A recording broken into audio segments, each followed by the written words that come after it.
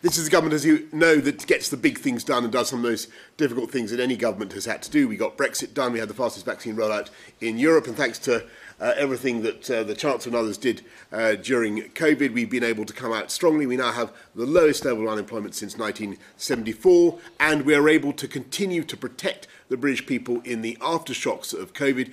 £1,200 for every one of the 8 million most vulnerable households in this country, £400 for every household in this country to help them with the costs of energy. And that is a measure of the strength of the economy and what the government has been able to do to protect and prepare people.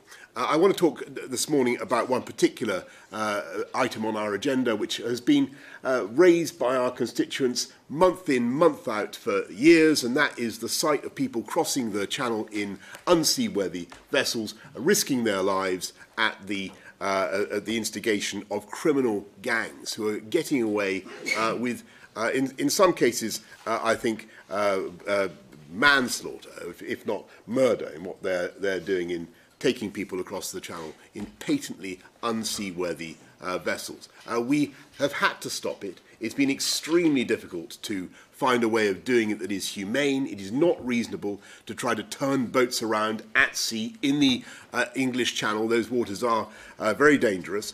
We've had to work within the scope of common humanity and compassion. That's the right thing to do. But we have to interrupt the business model of the gangs.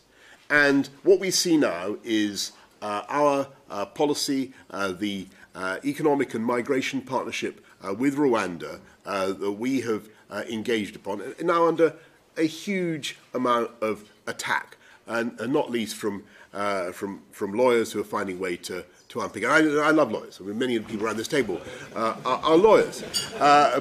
But there are even, but let me put it this way, my dear friends and colleagues, there are even more people around this table whose ancestors, who aren't lawyers, who are engineers, but whose ancestors, whose immediate ancestors came to this country to seek a new life here. Many of us whose ancestors came in fear of their lives and fleeing persecution. And this is a government really unlike many others in the way that we represent that tradition of this country, that tradition of welcoming people, that tradition of allowing talent to come to this country. And what is happening with the attempt to undermine the Rwanda policy is that they are, I'm afraid, undermining everything that we're trying to do to support safe and legal routes for people to come to the UK and to oppose the illegal and dangerous routes. That is what we are trying to do. That is the essence of our policy. And I think that what the criminal gangs are doing and what those who effectively are abetting the work of the criminal gangs are doing is undermining people's confidence in the safe and legal system, undermining people's general acceptance of immigration. So my message to everybody today is that we are not going to be in any way deterred or abashed by some of the criticism that is being directed upon this policy, some of it from slightly unexpected quarters.